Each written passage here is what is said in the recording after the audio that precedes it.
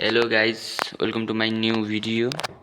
आज हामी के गर्न गइरहेका छौँ भने चाहिँ यो चाहिँ हाम्रो यो वाला क्वेसन चाहिँ गर्न गइरहेका छौँ। यो वाला क्वेसन चाहिँ धेरैभन्दा धेरै आउने क्वेसन मध्ये पनि एउटा हो। यो चाहिँ फिक्स आउँछ होइन।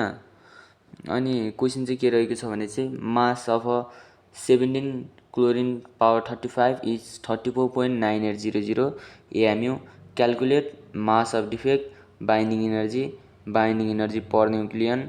अनि हाम्रो यो गिभन भइगयो होइन। पहिला सुरुमा चाहिँ हामीले यति चाहिँ क्वेसन दिन्छ होइन। यो माथिको छ नि यो वाला योभन्दा माथि यो यतिको चाहिँ माथि चाहिँ क्वेसन दिन्छ होइन। अनि यता चाहिँ पहिला गिभन लेख्ने होइन हामीले। मैले यता लेख्ने भने तर यता लेखेँ होइन। पहिला गिभन लेख्ने। गिभनमा अब जेड भनेको के हो त? जेड इक्वल टु 17 होइन। जेड भनेको के हो? हाम्रो एटोमिक नम्बर जेड भनेको 17 हो होइन। अनि हाम्रो ए भनेको के हो त? ए भने 35 हो। 35 ए भनेको के हो थाहा छ? The total number of proton and neutron चाहिँ हाम्रो के हो? ए हो। 35 चाहिँ हाम्रो यो 35 हो। अनि हाम्रो एम भनेको यो 34.9800 AMU हुन्छ। यो चाहिँ हाम्रो क्वेसनमा यति दिएको हुन्छ, यो गिभन लेख्ने होइन। अनि एमपी र एमएन चाहिँ मास अफ प्रोटोन र मास अफ न्युट्रोन पनि यहाँनिर गिभन दिएको हुन्छ। अब हामीले चाहिँ सुरुमा के निकाल भनेको छ त? अब मास डिफेक्ट निकाल भनेको छ होइन। अब आईमा चाहिँ यहाँ मास डिफेक्ट निकाल भनेको छ। अनि मास डिफेक्ट निकाल्न चाहिँ हामीले चाहिँ एउटा त फर्मुला थाहा हुनुपर्छ होइन।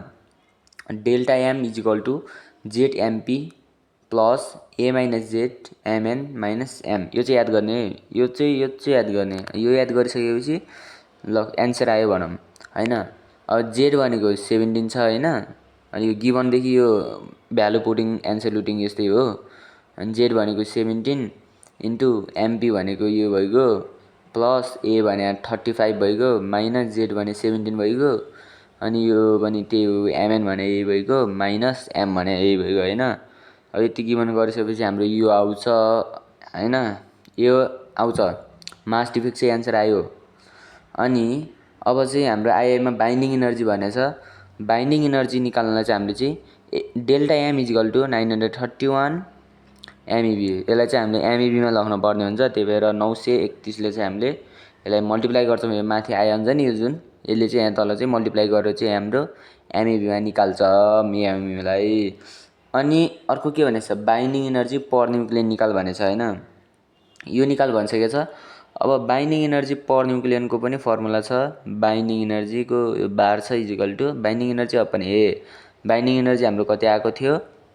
287.8 अपन हाम्रो यो कति छ? यो total number of proton and neutron कति छ? 35 डिभाइडमा कति गऱ्यौँ? 35 हाम्रो आयो 8.22। यति आएपछि नम्बर गोजीमा। Thank you for watching this video guys. Bye by.